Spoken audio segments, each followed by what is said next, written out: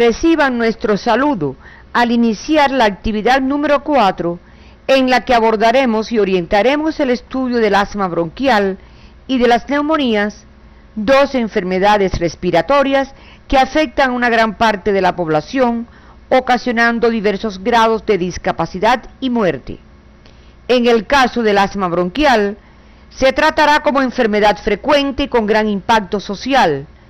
A pesar de los adelantos de la ciencia médica, es la única enfermedad previsible donde la morbilidad, la hospitalización y las muertes han aumentado o permanecen constantes en casi todo el mundo. Al concluir la actividad orientadora de hoy, serán capaces de vincular los contenidos sociomédicos y morfofisiopatológicos con los contenidos referentes al asma bronquial y las neumonías. Interiorizar la importancia de la prevención de estas entidades en el nivel comunitario. Describir el cuadro clínico, la evolución, el pronóstico y las complicaciones del asma bronquial y las neumonías. Seleccionar las evidencias diagnósticas útiles para el diagnóstico de estas entidades y seleccionar la conducta terapéutica integral correcta en cada paciente portador de asma bronquial o neumonía inflamatoria. El asma bronquial se define como una enfermedad inflamatoria crónica de las vías aéreas, reversible espontáneamente o por el uso de tratamiento, y caracterizada por hiperreactividad bronquial de origen multifactorial, que en individuos susceptibles ocasiona sibilancias, dificultad respiratoria, opresión en el pecho y tos, como resultado de la reducción bronquial por espasmo de la musculatura, edema e hipersecreción mucosa. En su definición, se expresan tres componentes de este proceso: la inflamación, la obstrucción y la hiperrespuesta bronquial. Además de las alteraciones clínicas de esta entidad, se producen problemas sociales por inasistencia escolar y laboral, trastornos familiares y psicológicos en el paciente. En la literatura encontrarás varias definiciones, por lo que debes revisarla en el libro de texto.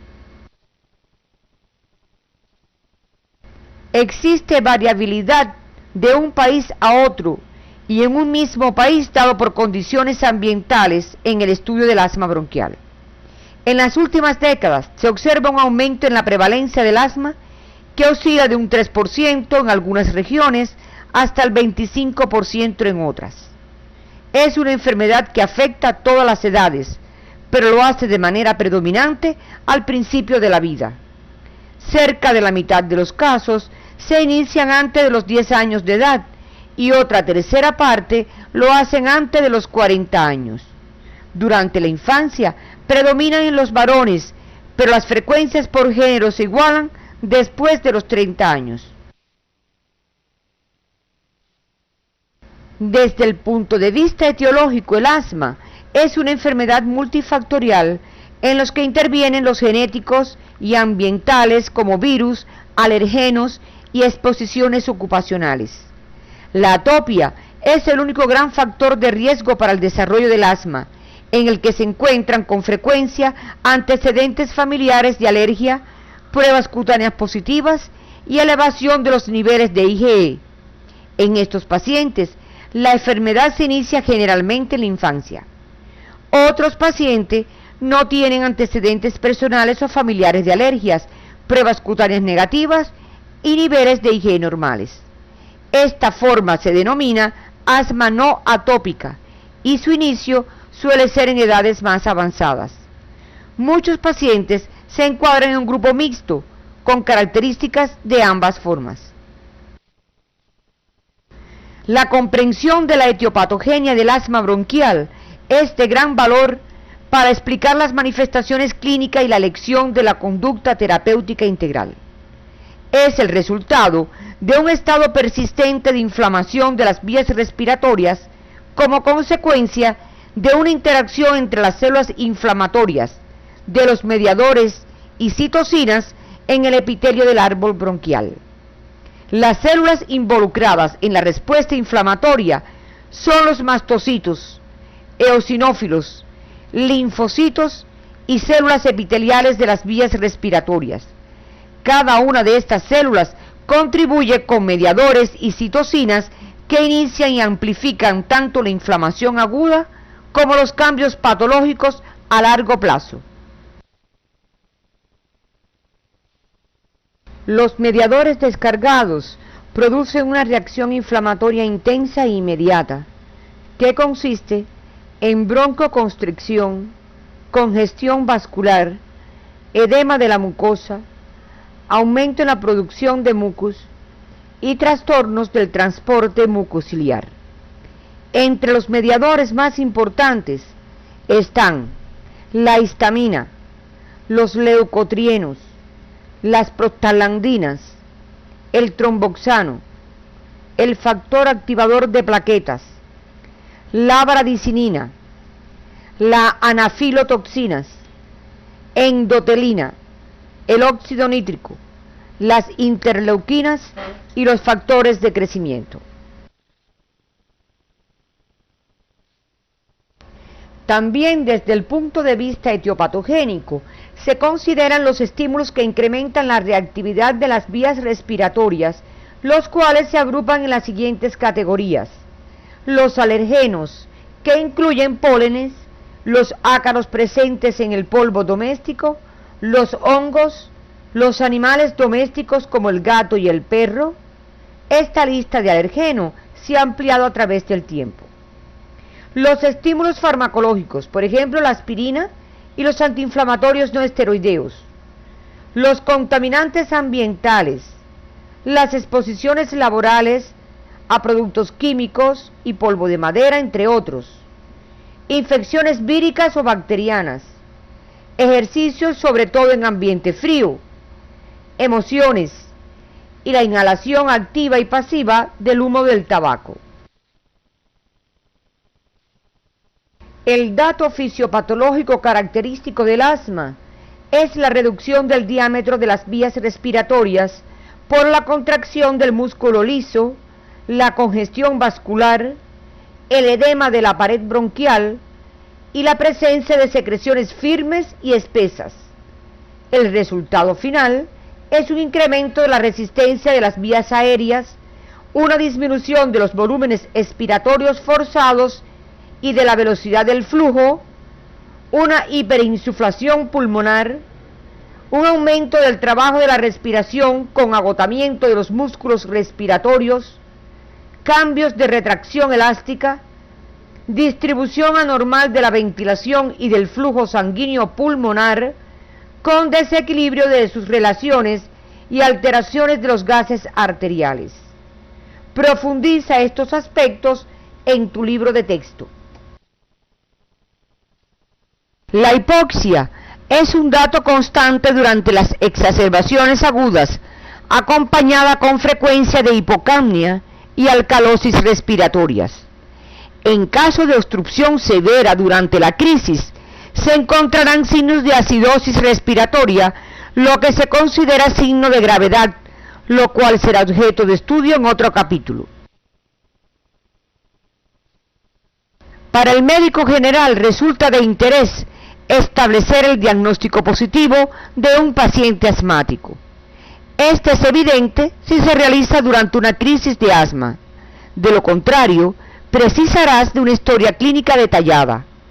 Se necesita de un interrogatorio que incluya los antecedentes, precisar los factores predisponentes, causales y desencadenantes, así como los síntomas específicos durante la crisis, la evolución de esta, el tratamiento que ha llevado anteriormente.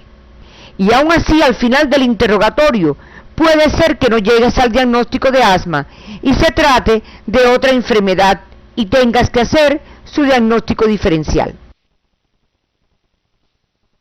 Desde el punto de vista clínico, la tríada sintomática que caracteriza el asma bronquial es la disnea, tos y presencia de sibilancias.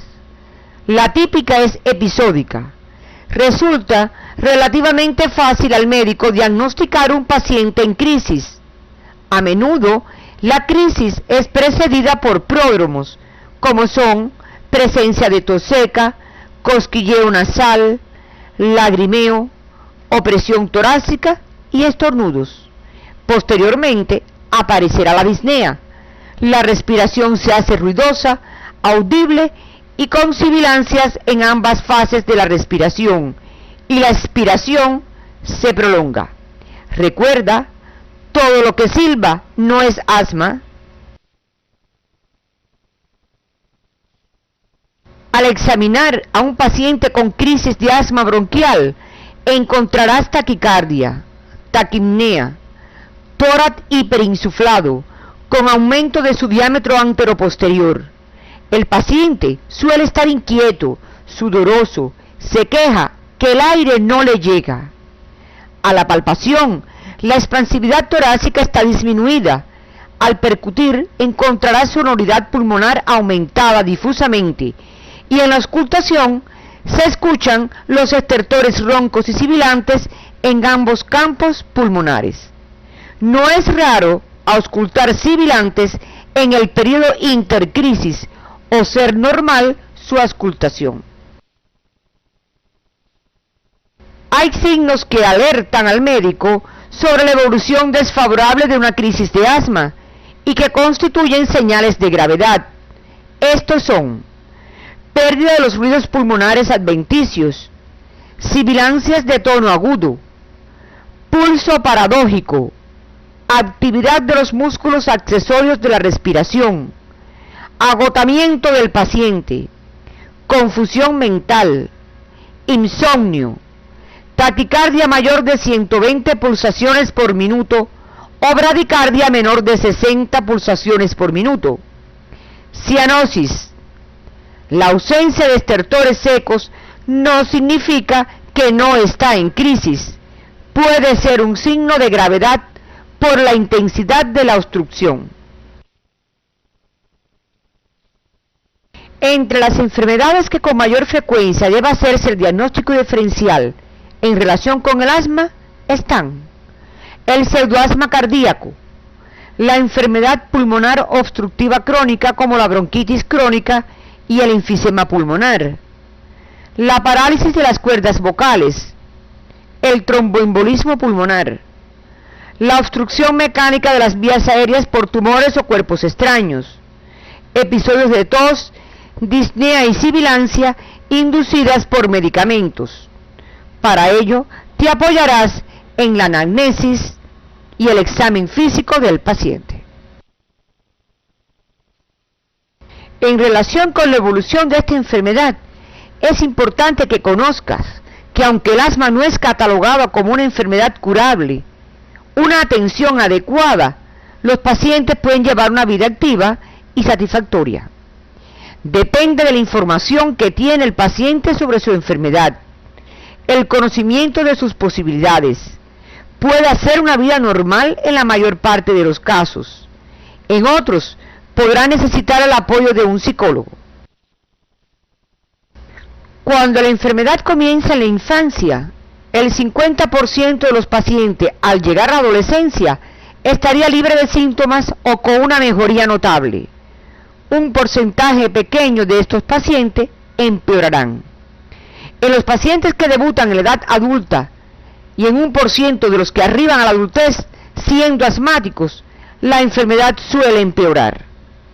En momentos de cambios endocrinos, los síntomas pueden desaparecer en unos pacientes o agravarse en otros, como sucede durante la pubertad, el embarazo, la menstruación y la menopausia. La crisis repetida durante años deja su huella anatómica y funcional como el enfisema pulmonar, en cuyo caso el paciente nunca estará libre de disnea, situación que se conoce como asma crónica o asma envejecida. Para su clasificación, podrás encontrar varias de estas por varios autores. Utilizaremos la que la clasifica desde el punto de vista clínico en asma intermitente y asma persistente, lo cual es de gran utilidad para seleccionar la conducta terapéutica. La permanencia o no de un paciente en una de estas categorías debe evaluarse cada 3 meses. El asma intermitente se caracteriza por cursar con episodios de disnea y sibilancia de intensidad variable, intercalados con periodos asintomáticos.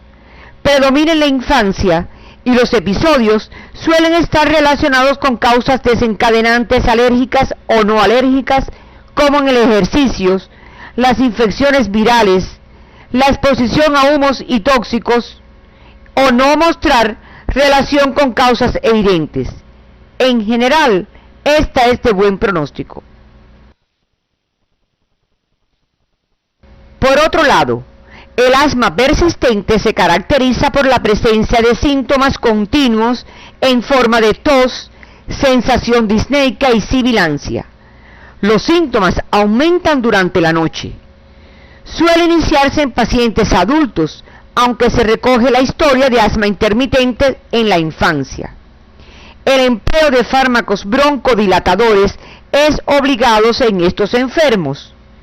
Tiene peor pronóstico y el paciente requiere tratamiento y supervisión médica de por vida.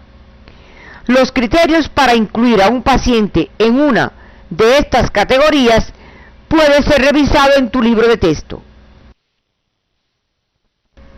El diagnóstico del asma es eminentemente clínico. Existen algunos exámenes diagnósticos que nos ayudan a corroborarla y a conocer el factor desencadenante.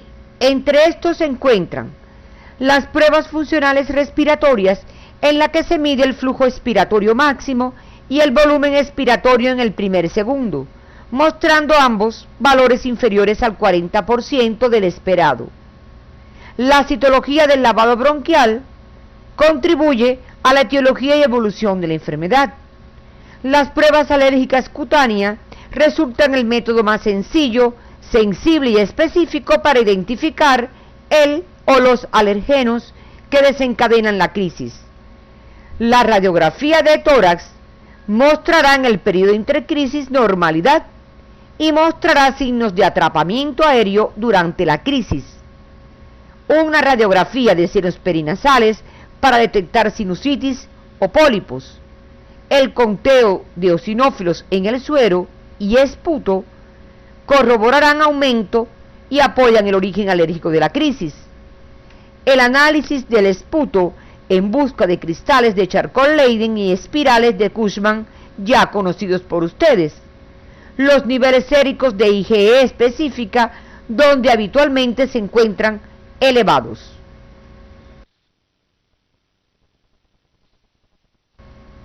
Atendiendo que el asma tiene alta prevalencia en la comunidad, será el médico general el que coordinará la estrategia terapéutica y la asistencia de un especialista si lo requiere.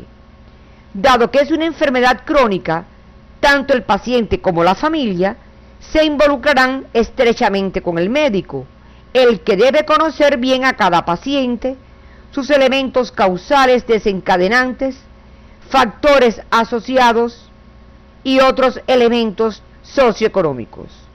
El objetivo del tratamiento radicará en mejorar la calidad de vida al prevenir las agudizaciones, evitar los efectos secundarios, normalizar en lo posible la función de las vías respiratorias y disminuir los costos familiares y sociales.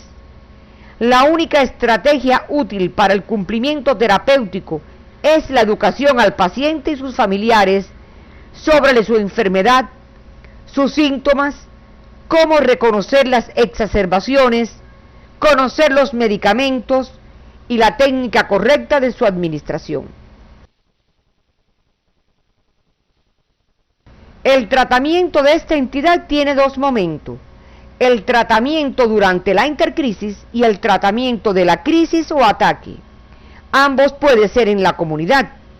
El tratamiento durante el periodo intercrisis tiene como objetivo prevenir la aparición de las manifestaciones de la enfermedad, conservar dentro o cerca de lo normal la función pulmonar y mantener al paciente a un nivel normal de actividad. La prevención de la aparición de la crisis se hará sobre la base de medidas preventivas, empleo de terapia farmacológica con broncodilatadores de forma oral o inhalada y antiinflamatorios del tipo glucocorticoides, además de la educación y participación del paciente en esta estrategia. Las medidas preventivas que todo médico general debe conocer y aplicar son la eliminación de alergenos e irritantes responsables, donde el papel del médico integral comunitario es fundamental, la hiposensibilización mediante vacunas, la realización de ejercicios respiratorios en la medida que lo requiera. Estos se podrán planificar en coordinación con un servicio de rehabilitación. Profundiza estos contenidos en tu libro de texto. Entre las medidas farmacológicas más empleadas en la intercrisis está el empleo de antiinflamatorios. En el grupo de los glucocorticoides se encuentran la beclometasona, la fluticasona y la budesonida. Este tratamiento es efectivo en la inflamación de la vía aérea. El grupo de los antileucotrienos son efectivos para prevenir el asma por ejercicios, la exposición a alergenos y en el asma por aspirina. Los más empleados son el safirlucas, el montelukast y el pramlukast. En el grupo de los inhibidores de la degranulación de los mastocitos, el más empleado es el cromoglicato disódico o Intal. Para el tratamiento de un paciente con crisis de asma bronquial, es preciso definir los siguientes aspectos: los factores precipitantes, el empleo previo de broncodilatadores y el tiempo de evolución de la crisis. Lo más importante en este momento es evitar la muerte, restituir lo más rápido posible el nivel de actividad y restituir la función pulmonar. El tratamiento de la crisis varía según la severidad de esta. No dejes de observar cada signo clínico del paciente, tantas veces sea necesario. Reevalúalo cada 20 minutos. Auscúltalo detenidamente. Organiza el esquema de tratamiento a emplear. Todas estas consideraciones podrás, durante la práctica médica, observarla. Las pautas terapéuticas actualmente recomendadas para el tratamiento prolongado del paciente asmático siguen un diseño escalonado basado en la gravedad de la enfermedad, para lo cual se tiene en cuenta la frecuencia y la intensidad de los síntomas. La clasificación de esta entidad que utilizaremos es la que la clasifica teniendo en cuenta los síntomas en periodo asintomático y exacerbaciones, aparición de síntomas o no nocturnos y la función pulmonar. Se clasifica en asma leve intermitente y leve persistente, y asma persistente moderada y persistente severa. Observa el cuadro resumen que aparece en la pantalla con las características de asma leve intermitente y leve persistente.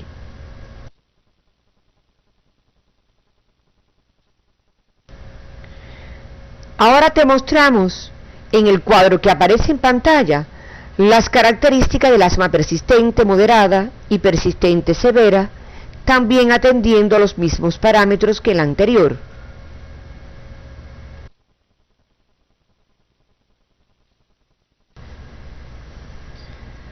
Los grupos farmacológicos utilizados en el tratamiento de la crisis son los broncodilatadores, entre los que están simpaticomiméticos beta 2. Los más usados son los de acción corta, como el salbutamol y la terbutalina. La vía preferida es la aerosólica, dada su eficacia y amplio margen terapéutico. Los de acción prolongada disponibles también en aerosol son el salmeterol, el albuterol y el formoterol. Veamos ahora las teofilinas. Ocupan un lugar secundario tras los simpaticomiméticos beta 2 porque su margen terapéutico es muy estrecho. Se pueden emplear por vía oral o por vía intravenosa. Los antimuscarínicos, los representantes de este grupo son el bromuro de ipratropio, el tiotropio, que se administran por vía inhalatoria. Solo se emplean en asma con componente tusígeno importante, las provocadas por betabloqueadores y las de origen psicógeno. Los antiinflamatorios esteroideos por vía intravenosa en aquellos pacientes con prolongación de la crisis, situación clínica conocida como ataque y en los que se emplean terapia esteroidea sistemática. Observa el cuadro resumen que te estamos mostrando. Las dosis, formas de presentación, vía de administración y principales reacciones adversas de estos medicamentos, debes revisarlo en tu libro de texto y en el CD de farmacología clínica.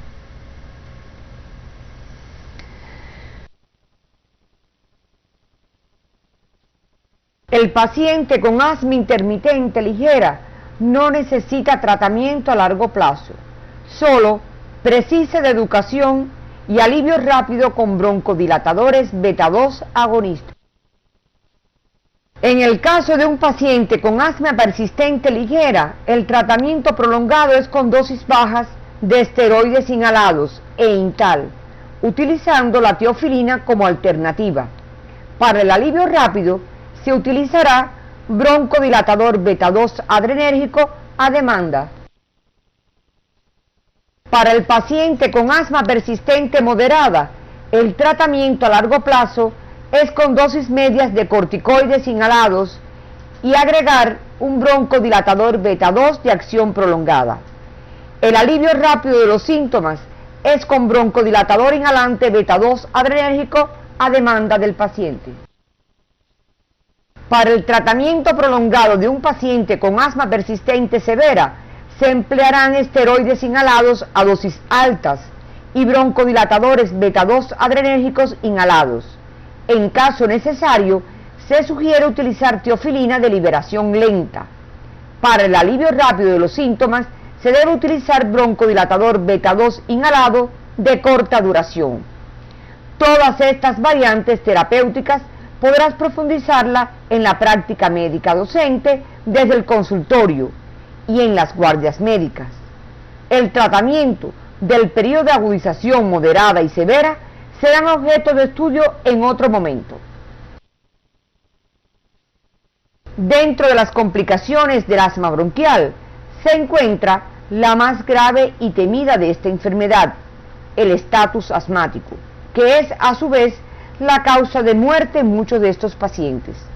También puede presentarse neumotórax o neumomediastino como complicación, infecciones sobreañadidas y la telectasia por el impacto de un bronquio por un tapón mucoso, lo que ensombrece el pronóstico.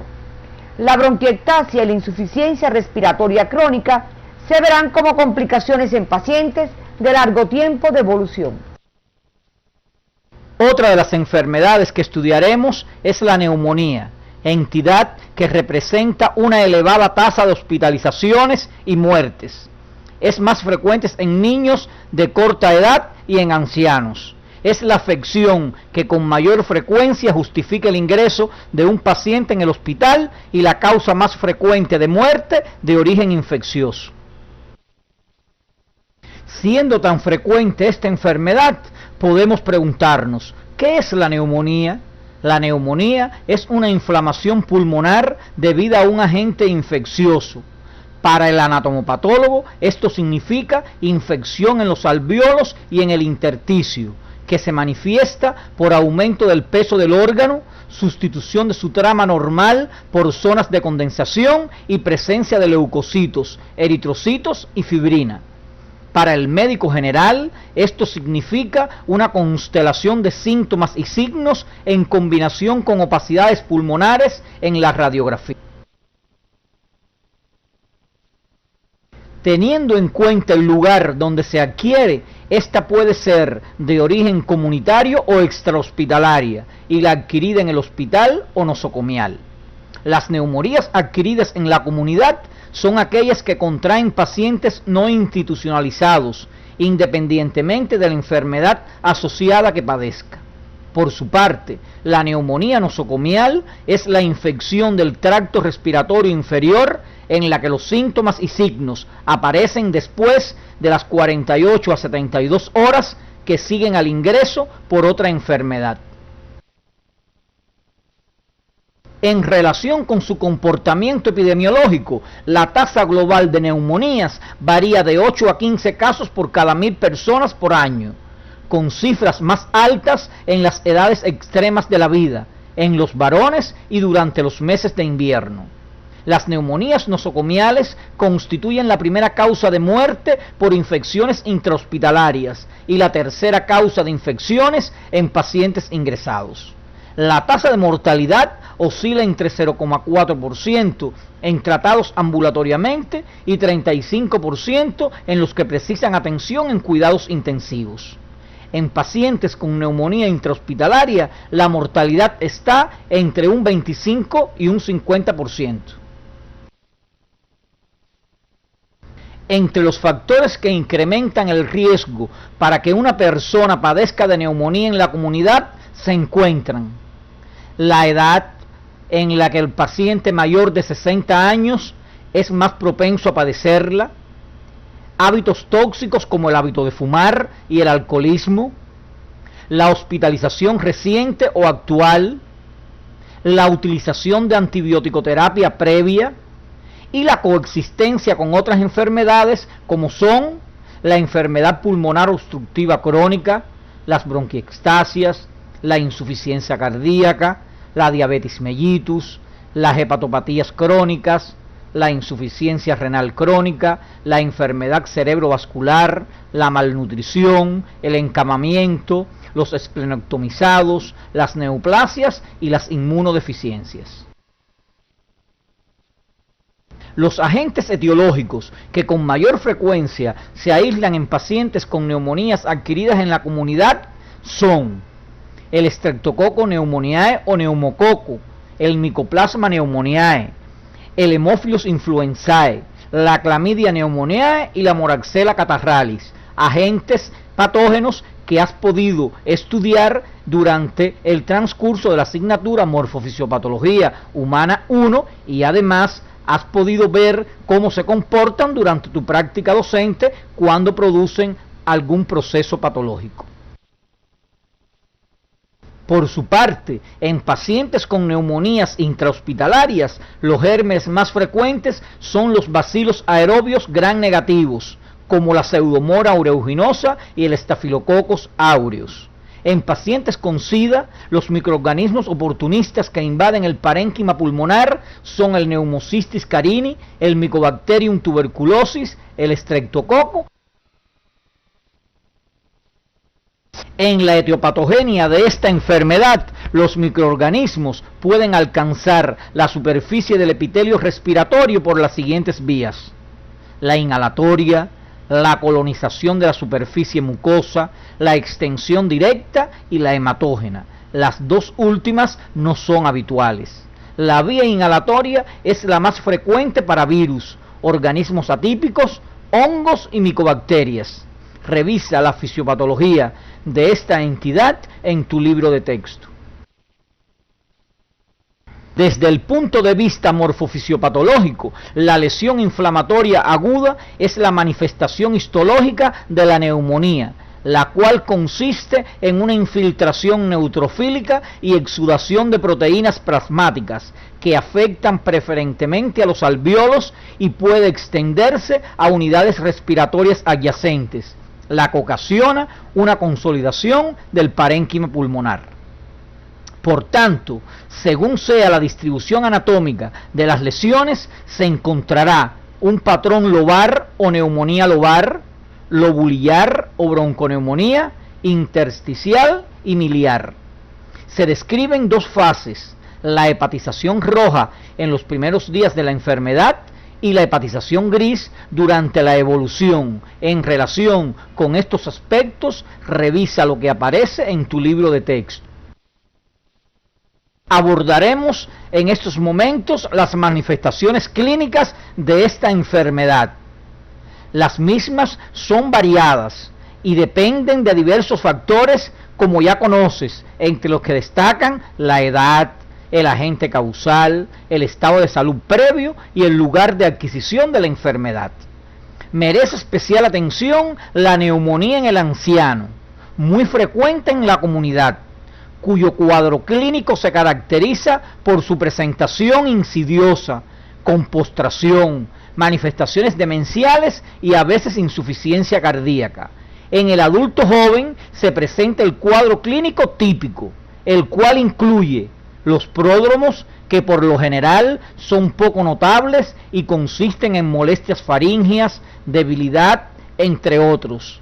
El primer síntoma suele ser el escalofrío único, intenso, acompañado de cefalea y seguido de fiebre de 39 a 40 grados centígrados.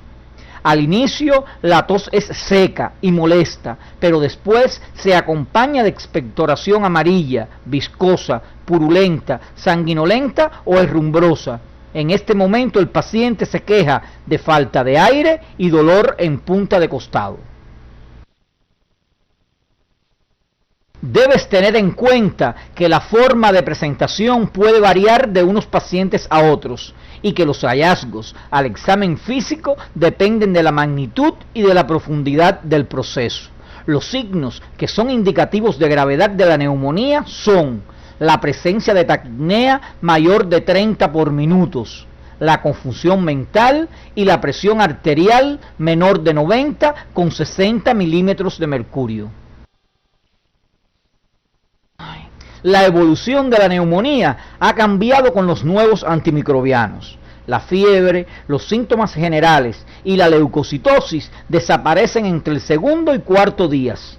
No así los signos físicos y radiológicos, que pueden persistir hasta 6 semanas, sin que esto sea señal de evolución desfavorable. También en los últimos años ha disminuido la frecuencia de complicaciones y ha mejorado el pronóstico. Pero determinados factores pueden hacer que la evolución sea tórpida, entre los que se encuentran las edades extremas de la vida, el diagnóstico y tratamiento tardíos, la infección por gérmenes con gran potencia patógena, el alcoholismo y la comorbilidad con otra enfermedad crónica. Y por último, y no deja de ser menos importante, las condiciones socioeconómicas e higiénico-sanitarias adversas. El diagnóstico diferencial de un paciente con neumonía debe realizarse ante las siguientes entidades: la tuberculosis pulmonar, con las bronquiectasias, con las enfermedades pulmonares obstructivas crónicas agudizadas, con el cáncer de pulmón, con el infarto pulmonar, con el edema pulmonar cardíaco o no, la uremia y la sarcoidosis. Revisa las características clínicas e imagenológicas de estas entidades que permiten diferenciarlas de la neumonía, como aparece en tu libro de texto y en la galería de imágenes del sitio. Referido a la evolución de esta enfermedad, es necesario recordar que la mayoría de los pacientes con neumonía evolucionan satisfactoriamente. No obstante, hay que señalar que en algunos pacientes se presentan complicaciones que pueden ser pulmonares y extrapulmonares. Entre las complicaciones pulmonares, la más frecuente pero menos grave es la pleuresía estéril, y menos común pero más grave es el empiema o colección pleural purulenta. También dentro de las complicaciones pulmonares se encuentran el absceso pulmonar, la atelectasia y las bronquiectasias. Las complicaciones extrapulmonares son de origen infeccioso y no infeccioso. Las de origen infeccioso incluyen las endocarditis, las meningitis, los abscesos renales y esplénicos y las artritis sépticas, entre otras. Las no infecciosas más comunes incluyen el hilio paralítico, la dilatación gástrica aguda, la insuficiencia cardíaca, las trombosis venosas, entre otras. Alrededor de la mitad de los pacientes con infección de las vías respiratorias inferiores se diagnostican y se tratan en la comunidad, sin necesidad de investigaciones adicionales. Entre los estudios que con más frecuencia se realizan para confirmar el diagnóstico de la neumonía y conocer su agente etiológico están: dentro de los exámenes analíticos se encuentran el leucograma, donde suele encontrarse leucocitosis a expensa de los polimorfos nucleares neutrófilos y en ocasiones desviación a la izquierda; la eritrosedimentación, que se encuentra acelerada en los momentos de mayor actividad del proceso infeccioso inflamatorio; la reacción en cadena de la polimerasa, útil y rápida, pero cara y no se practica en los laboratorios habituales; y las pruebas serológicas que permiten el diagnóstico de infecciones por legionela, clamidias, micoplasma y coxiela. Tienen el inconveniente de que los resultados son demorados, porque hay que hacer determinaciones comparativas de los niveles de IgM entre el inicio y el 14 a 21 días de evolución.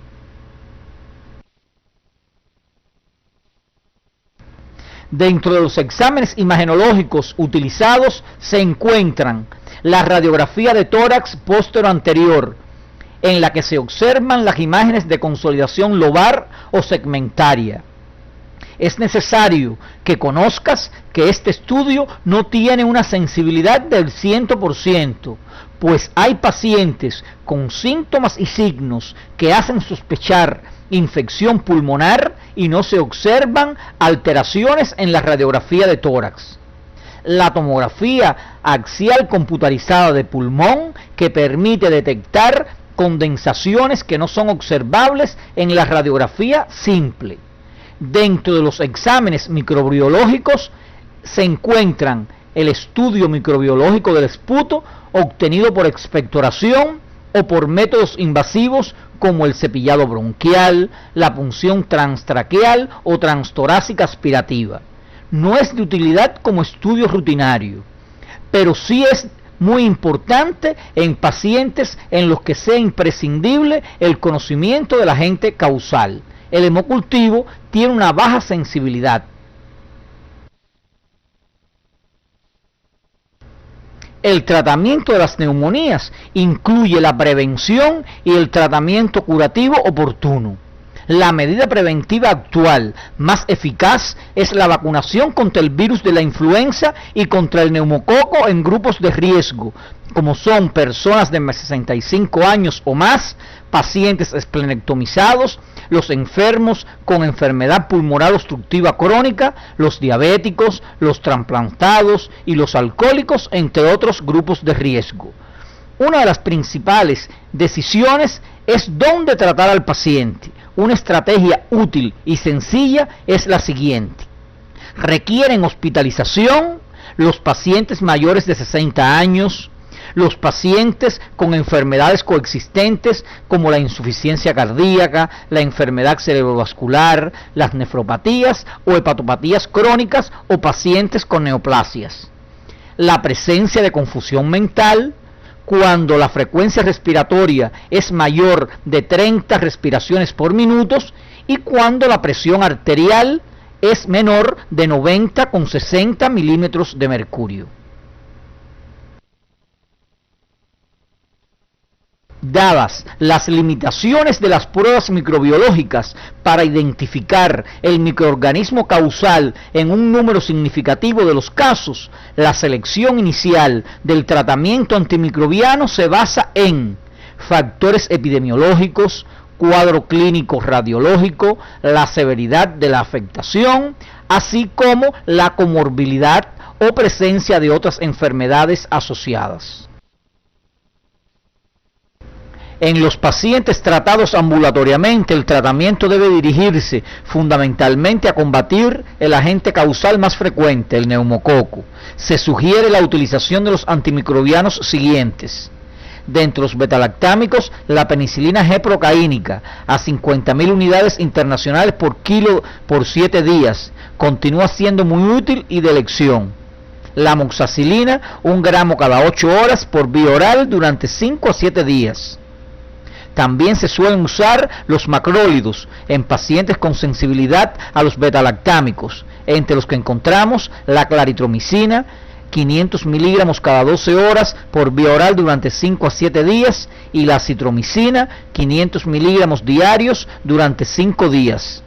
Estos últimos son útiles también frente a micoplasma, clamidia, legionela y otros organismos atípicos, frecuentes en las neumonías extrahospitalarias y no cubiertos por los betalactámicos. Si la probabilidad de resistencia del neumococo a los betalactámicos es alta, también se asocia con frecuencia a resistencia a estos macrólidos. En esta situación se sugiere el uso de la telitromicina, 800 miligramos diarios por vía oral por 7 días, o el uso de las nuevas fluoquinolonas, entre las que se encuentran el levofloxacino, 500 miligramos diarios por vía oral durante 7 días, y el moxifloxacino, 400 miligramos diarios por vía oral durante 7 días. En los pacientes con neumonía adquirida en la comunidad, que reúnan toda una serie de factores de riesgo, como ya explicamos anteriormente, y se decida que su tratamiento se desarrolle en un centro hospitalario, este debe incluir un tratamiento empírico inicial con regímenes terapéuticos que incluyan cefalosporinas de tercera generación y otras combinaciones, las que debes revisar en tu libro de texto. El tratamiento de los pacientes con neumonía intrahospitalaria lo revisarás en tu libro de texto, teniendo en cuenta que los indicadores más utilizados para la elección del tratamiento son el tiempo de hospitalización del paciente, la gravedad clínica, la enfermedad que motivó la hospitalización, la comorbilidad, la presencia de ventilación mecánica y el uso o no de antibióticos previamente. Una vez que hemos terminado nuestra actividad orientadora de hoy, arribamos a las siguientes conclusiones. Dentro de las afecciones respiratorias más comunes en la comunidad se encuentran el asma bronquial y la neumonía adquirida en este medio. De ahí la importancia de su conocimiento para su diagnóstico precoz y tratamiento oportuno. El asma es una enfermedad que su diagnóstico es clínico, de curso crónico, de presentación característica que requiere de una historia clínica detallada para realizar el diagnóstico diferencial en muchos casos. Los eventos fisiopatológicos que ocurren en el asma bronquial son la inflamación, la hiperreactividad bronquial y la obstrucción bronquial reversible. La prevención de la crisis asmática es un pilar fundamental para mejorar la calidad de vida de estos pacientes, donde el médico integral comunitario desempeña un papel fundamental. Las neumonías adquiridas en la comunidad no son un proceso único, sino un grupo de infecciones causadas por diferentes microorganismos que afectan a todos los grupos de edades, lo que condiciona una epidemiología, una fisiopatología, un cuadro clínico y un pronóstico específico. La conducta terapéutica ante las neumonías se basa en varios pilares. Entre ellos, el uso de los antimicrobianos resulta esencial, de ahí la importancia del conocimiento de estos para su uso racional y efectivo. Las evidencias de laboratorio clínico, microbiológicas e imagenológicas, así como las anatomopatológicas y pruebas especiales, son de gran utilidad para confirmar el diagnóstico en estas entidades. Desde el año 100 antes de nuestra era se conocen sus manifestaciones clínicas y su carácter contagioso. Así la describió Hipócrates, Aristóteles y Galeno. No es hasta el año 1882 en que Robert Koch, empleando un novedoso método de tinción aplicado a esputos procedentes de pacientes con esta enfermedad, revela por primera vez el agente causante de la misma, el Mycobacterium tuberculosis, o bacilo de Koch, como se denomina en su honor. Durante varios años, esta enfermedad azotó al mundo, hasta el descubrimiento en 1944 de la streptomicina, y después en el 1952 con el desarrollo de la isoniazida, el primero de los antibióticos específicos que conseguirán convertir a la tuberculosis en una enfermedad curable en la mayoría de los casos. Pero en los últimos años, la tuberculosis ha vuelto a ser una enfermedad reemergente por diversos factores, entre los que destacan la infección por el virus de la inmunodeficiencia humana. En la actualidad, estar infectado por el virus de la inmunodeficiencia humana constituye el más importante factor de riesgo para sufrir tuberculosis pulmonar. Será la actividad que abordaremos durante la próxima semana.